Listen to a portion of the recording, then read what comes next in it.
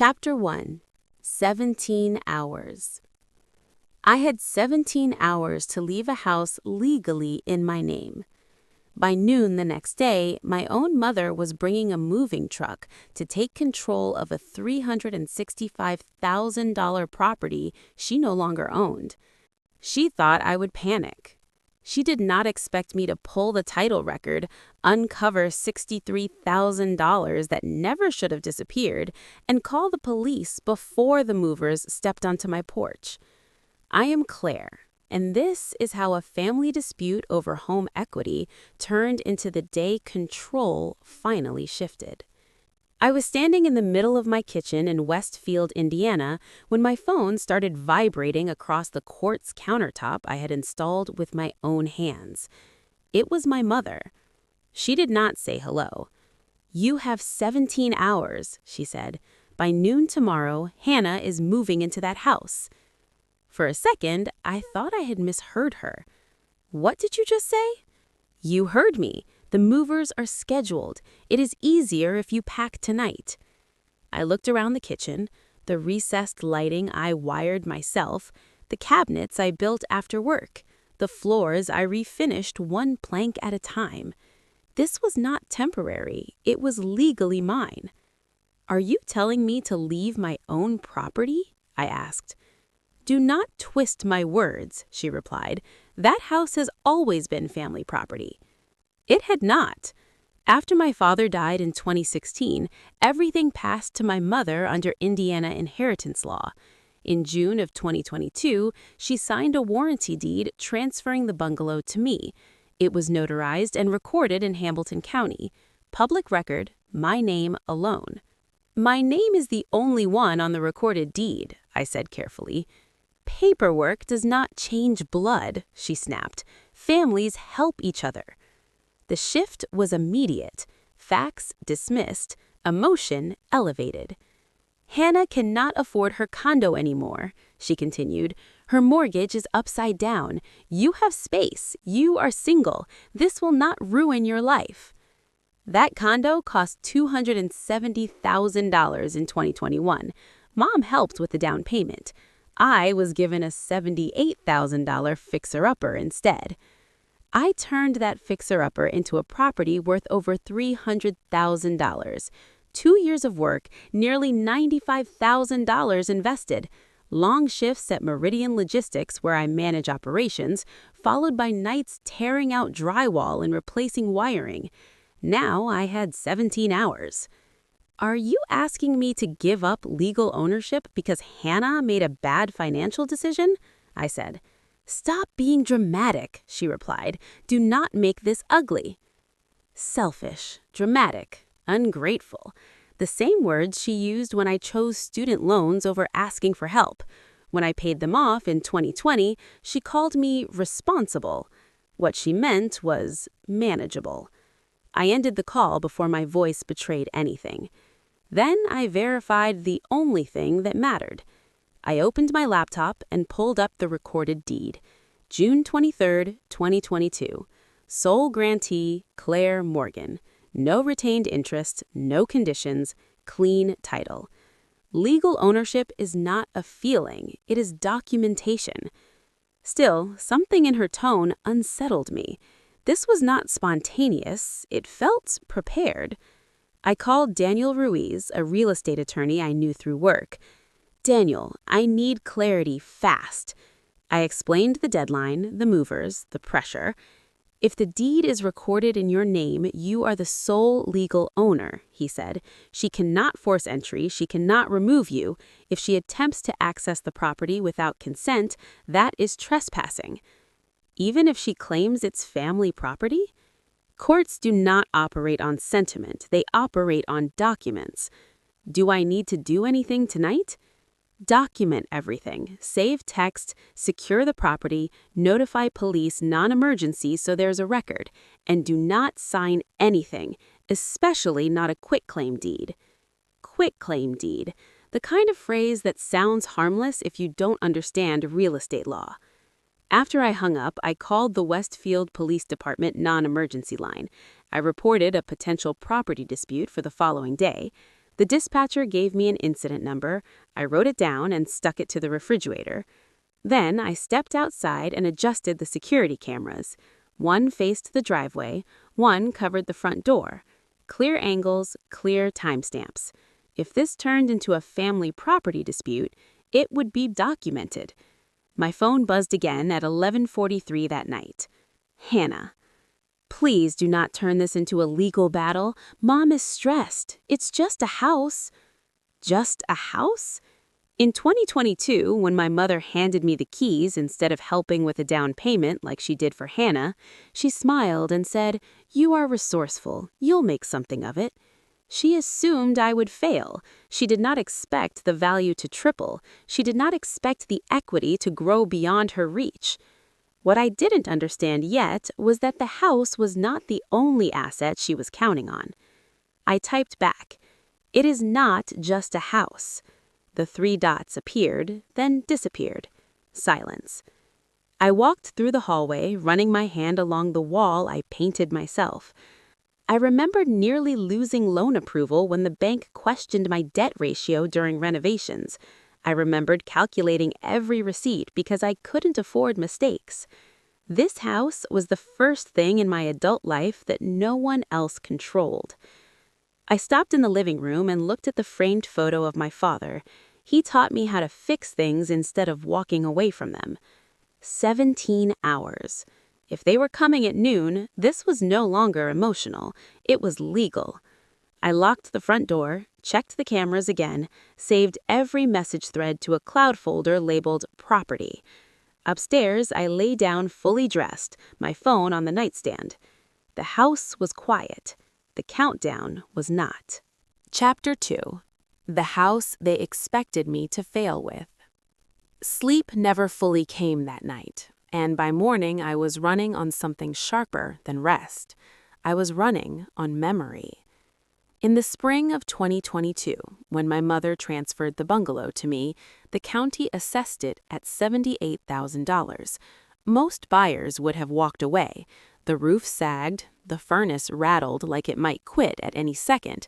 The electrical panel was so outdated that my insurance agent raised an eyebrow when I mentioned it. It was not a dream home. It was distressed real estate. I had $14,800 in savings at the time. That number lived in my head like a warning light. I applied for a personal loan for $35,000 at 6.2% interest. The loan officer asked if I understood the risk. I told him I understood the numbers. What I did not tell him was that I also understood the narrative. If I failed at this investment, it would confirm every quiet assumption in my family, that I was steady but small, capable but not meant for growth. The first week in the house, I discovered water damage under the kitchen sink and mold creeping behind drywall. I tore everything out down to the studs. I watched home renovation videos at midnight and then practiced the next day.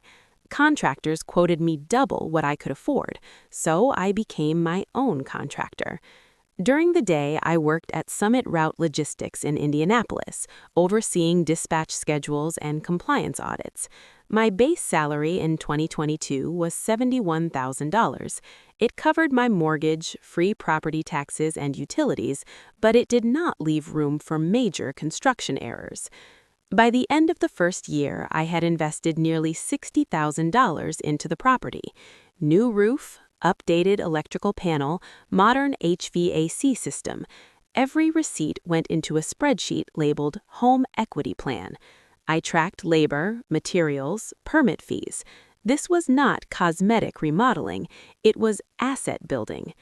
In March of 2023, Melissa Grant from Human Resources asked me to step into a conference room. "Your performance metrics dipped 12% this quarter," she said. "Is something pulling your focus?" "No," I answered too quickly. But something was. I was working 10-hour shifts and then driving home to sand floors and replace baseboards. My hands were blistered more often than not. I slept in a spare bedroom because the master was under construction for 3 months. Around July, the bank temporarily froze the final disbursement of my loan. Your debt-to-income ratio has shifted, the representative told me. We need updated documentation before releasing the remaining funds. If they refused, I would lose momentum. An unfinished renovation kills real estate value. A half-completed property does not appreciate, it stalls. Failure would not just cost money, it would prove my mother right. I sent pay stubs, bonus documentation, tax returns. After a long week, the bank released the funds. I paid the electrician for final inspections and passed code. My neighbor, Harold Whitaker, watched the process from across the street. He retired from the local electric utility 20 years ago. At first, he assumed I was flipping the house. "You planning to sell after you polish it up?" he asked one afternoon while I was installing a new breaker panel. "No," I said, "I am staying." That answer changed the way he looked at me. He started coming over on weekends. He helped me reroute wiring cleanly so it would pass inspection without question. He told me about his daughter in Denver who rarely visited. I told him about my father teaching me how to measure 20s and cut once. "You work like you are trying to outrun something," he said one Saturday. "Maybe I am," I replied. Meanwhile, my older sister, Brooke, lived in a downtown Indianapolis condo she bought in 2021 for $268,000. My mother helped her with the down payment. Brooke talked about her mortgage rate but could not remember the exact percentage. She posted rooftop sunsets and brunch photos. I posted before and after shots of subfloor repairs. Different kinds of investment. By the time I finished the kitchen, installed quartz counters, and refinished the original oak floors from 1947, the house no longer looked distressed. It looked intentional. In August of 2024, the county mailed a reassessment notice. I opened it standing at the same kitchen island I once built from reclaimed wood. $365,000. I ran the numbers twice. After 2 years and $94,500 in renovations, my home equity had climbed to nearly $200,000. That's when my mother's tone began to change. "So, what is the real estate value of that place now?" she asked casually on a Sunday call. I told her. There was a pause that lasted just a little too long. "That is higher than I expected," she said. Of course it was. A week later, my cousin Ryan, who works as a realtor in Noblesville, accidentally forwarded me a closing statement from the sale of our family home in Fishers back in 2021. He meant to send it to my mother. I opened the file without thinking. Sale price, $312,000. My mother had told both Brooke and me the house sold for $249,000. I stared at the line items. Brokerage fees, net proceeds, transfer tax. The math was clean. $63,000 unaccounted for. An hour later, my phone rang. "Did Ryan send you something by mistake?" my mother asked. "Yes," I said. Another pause. It was not just a house. It was not just equity. The missing $63,000 explained the sudden urgency, the refinance talk, the 17-hour deadline, and for the first time, the real estate numbers felt less like investment data and more like motive. Chapter 3. $63,000. The $63,000 stopped being theoretical the moment I spread the HUD settlement statement across my kitchen island and traced the numbers with my finger. $312,000. That was the recorded sale price of our family home in Fishers. My mother had told both my sister and me it sold for $249,000. I called her immediately. She answered on the third ring. "What now, Claire?" "I have the official closing statement from the Fishers property," I said. "The recorded sale price was $312,000. Silence. "You are misreading it," she replied. "I am not. That is $63,000 more than what you told us." Her tone cooled. "You do not understand how complicated real estate transactions can be." I understand title records. I understand legal ownership. I understand subtraction. A pause. 40,000 went to pay off debts from the boutique when it closed, she said finally. After your father died, I carried everything alone. And the remaining amount? I asked. It was used to help your sister secure her condo. That is what families do.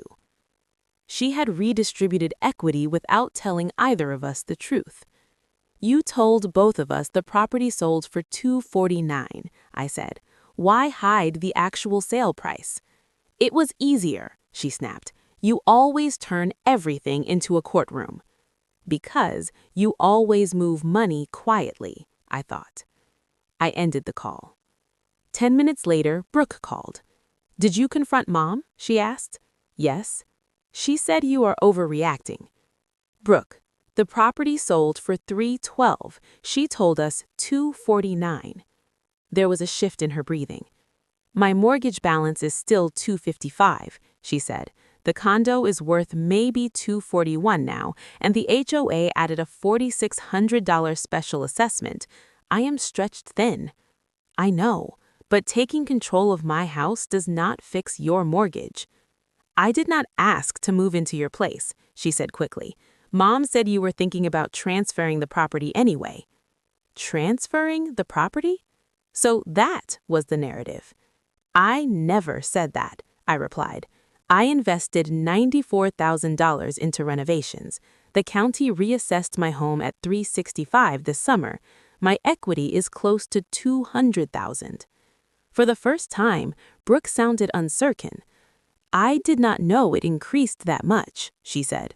Mom did, I answered. That evening, my mother called again. There is a reasonable solution, she began. I stayed quiet. If you sign a quitclaim deed, I can refinance the house. The equity will stabilize Brooke. Once things improve, we can revisit ownership. There is no temporary quitclaim, I said. You are exaggerating. No, a quitclaim transfers legal ownership immediately. The title changes. You are making this hostile.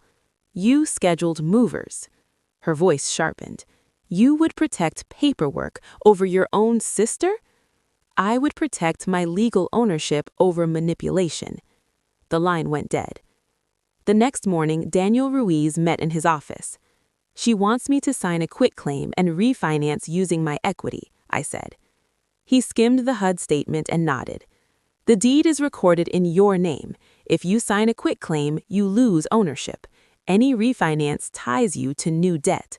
There is no automatic reversal. So temporary is not real, I said. It is not. This is leverage built on emotion. That was all I needed. He drafted a cease and desist letter for $900. It cited the recorded deed, affirmed my sole legal ownership rights, and warned against any attempt to occupy the property without consent. Back home, I printed everything: the deed, the reassessment notice, my renovation spreadsheet, the HUD statement. I saved every message thread and backed up camera footage under a folder labeled Property Dispute. This was not a family disagreement anymore. It was documentation. That afternoon, Brooke came by without warning. She stood on the porch, her expression softer than I'd ever seen it. I did not know about the full $63,000, she said. I believe you. She stepped into the kitchen and looked around. This place is beautiful, she murmured. It is an investment, I said.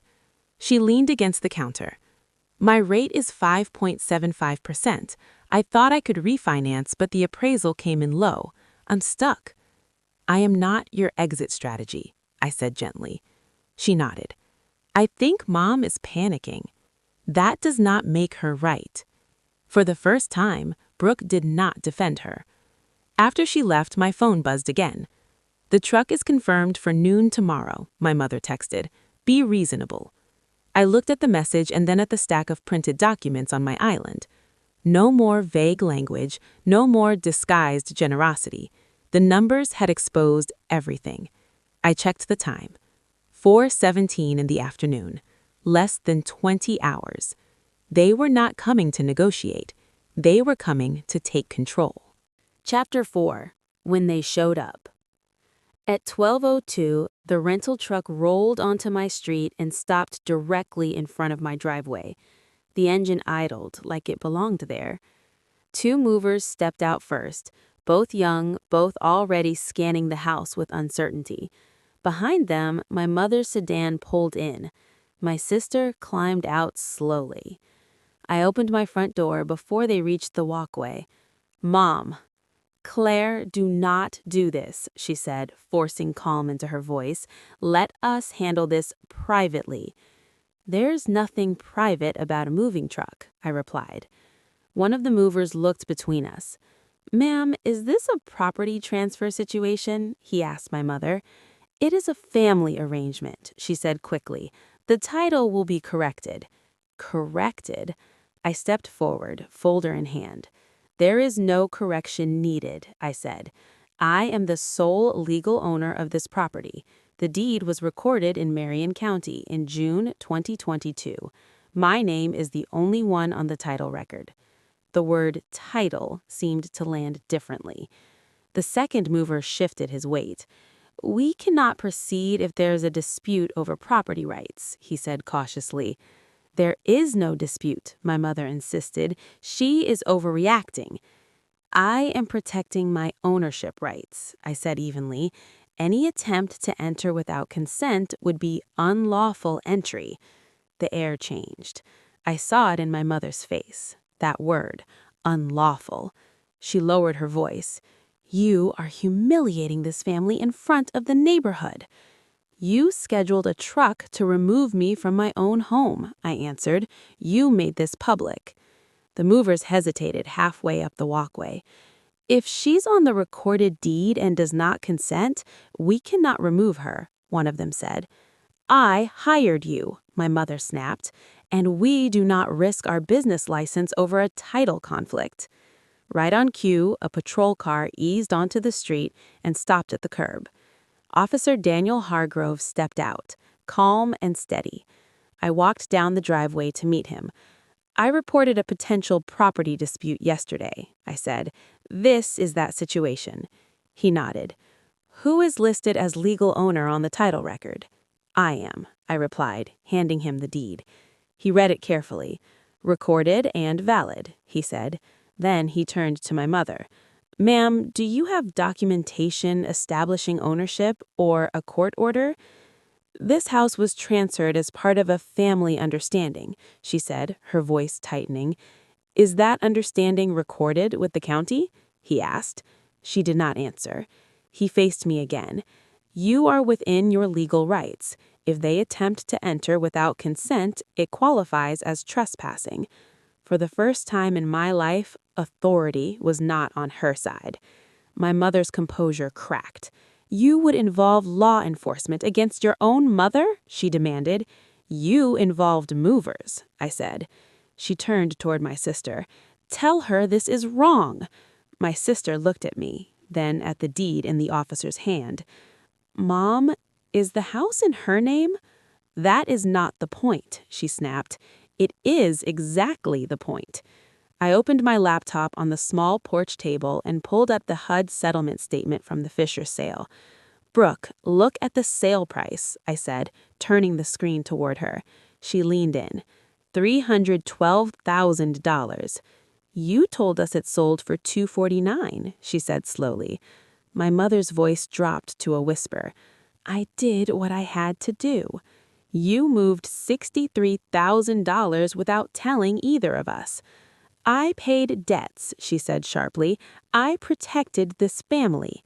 "By hiding the numbers?" my sister asked. Her eyes were no longer defensive. They were searching. The officer cleared his croft gently. "Ma'am, I recommend you leave peacefully. This is private property. The recorded deed is clear." The word property echoed in the silence. My mother looked around. Harold, from across the street, stood on his porch, arms crossed. Two other neighbors had stepped outside, watching. Public exposure was something she had never anticipated. "You have always been ungrateful," she said, her voice trembling now, "after everything I carried alone." "I built this house back from nothing," I replied. "You tried to take it without consent." Her mask fell completely then. No more measured tone, no more strategy. "You think you're smarter than me because you know legal terms, but you are tearing this family apart over a piece of paper." "It is not a piece of paper. It is legal ownership." The movers were already retreating toward their truck.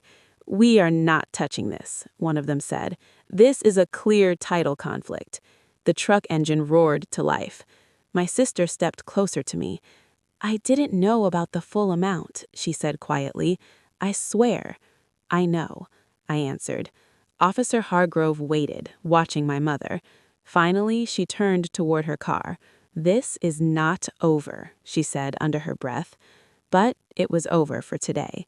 The rental truck pulled away first. My mother's sedan followed seconds later. The street grew still again. The officer handed me the deed. "If they return, call immediately," he said. "I will." When he drove off, I stood alone in my driveway, the folder pressed against my chest. For the first time, the power dynamic had shifted in public. Everyone had seen it.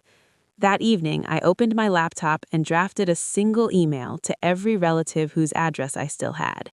I attached the HUD settlement statement, the renovation spreadsheet, the reassessment notice, the police incident number, the recorded deed. No emotion, just documentation. I pressed send, and somewhere in the quiet of the house, I understood something irreversible had happened. Control had changed hands. Chapter 5. Karma doesn't shout. The silence that followed was not peaceful. It was precise. For weeks after the truck pulled away, I expected retaliation. A certified letter, a court filing, a demand wrapped in legal language. Nothing came. 3 weeks later, my sister called on a Tuesday evening. "I moved out," she said. Out of the condo. She had met with her lender and finally accepted what the numbers had been telling her. The mortgage balance was too high, the market value too low, and the special assessment had tightened everything further. The equity she thought she had was not real equity. It was paper. "I signed a lease in Greenwood," she continued. "Smaller place, lower rent, manageable."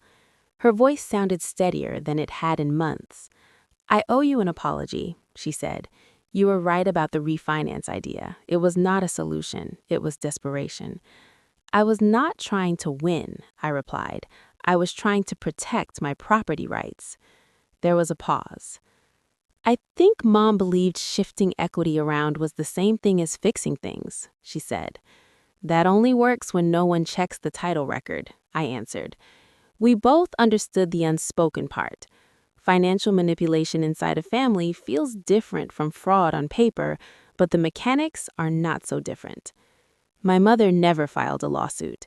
If she had challenged my ownership in court, the recorded deed, the refinance proposal, and the $63,000 discrepancy from the Fisher sale would have become public record. Under oath, she would have had to explain every transfer. Silence protected her more than litigation ever could. About a month later, I heard from a cousin that she stepped down from her role on the finance committee at Gracewood Community Church. Officially, it was described as a conflict of interest. Unofficially, my email with the HUD settlement statement, the renovation spreadsheet, and the police incident number had circulated quietly. Transparency travels. My cousin Ryan stopped returning her calls entirely. When I ran into him at a coffee shop in Carmel, he shook his head. "I sell houses," he said. "I respect real estate transactions. I do not bend title narratives." He did not need to say more. At work, something else shifted. In November, Melissa Grant from Human Resources asked me into her office again. "We reviewed your quarterly reports," she said. "Despite significant personal stress, your compliance metrics held steady. That level of focus matters." Summit Route Logistics had been restructuring its operations division. A senior operations manager position was opening in January. "We are considering you for the role," she said. The salary increase was substantial, the responsibility even more so. But what mattered most was the signal. My professional stability had not fractured under pressure, it had strengthened. At the start of 2025, I met with a mortgage specialist to refinance the bungalow properly, not as leverage for someone else, not under emotional pressure, on my terms. The home appraised at $378,000. Interest rates had eased slightly. I locked in at 5.1%. My monthly payment adjusted, my long-term exposure decreased, and my ownership remained intact. The deed never changed. The title remained in my name. When I signed the refinance documents, I did it fully aware that consent is what separates a financial decision from financial manipulation. One early spring afternoon, I sat on my porch with Harold Whitaker. He handed me a cup of coffee and looked at the house. "You held your ground," he said. "I followed the numbers," I replied. He smiled. "Your father would have respected that." I thought about that for a long moment. "I did not destroy her," I said quietly. "I just refused to be used as a financial solution." "That is not destruction," he said. "That is boundary." The word felt stronger than any legal term I had repeated over the past months. My mother and I speak occasionally now, short conversations about holidays or weather, no discussions about equity, no suggestions about property transfers, no casual mentions of refinancing. The control dynamic changed. She does not advise me on investments anymore. She does not propose financial shortcuts. She does not assume access to what I built. Karma did not arrive with fireworks. There was no courtroom spectacle, no dramatic confession, no public collapse. It arrived quietly. My sister downsized and learned to read her own mortgage documents carefully.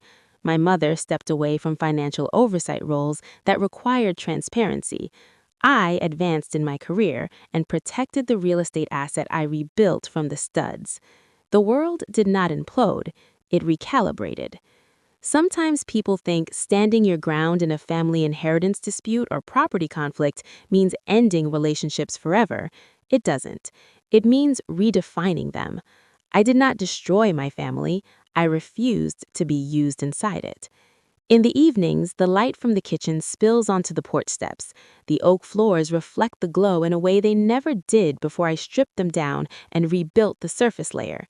Every board in this house represents sweat equity. Every document in my file cabinet represents protected ownership. If you've ever been pressured to surrender property rights or refinance under emotional manipulation, you know how isolating it feels. The language sounds loving, the strategy is not. Ownership is not selfish. Transparency is not betrayal. Boundaries are not abandonment. They are structure. They are stability. They are the line between being part of a family and being used by one. If this story felt familiar to you, tell me what you would have done in my position. Would you have signed the quitclaim deed? Would you have protected the title record the same way?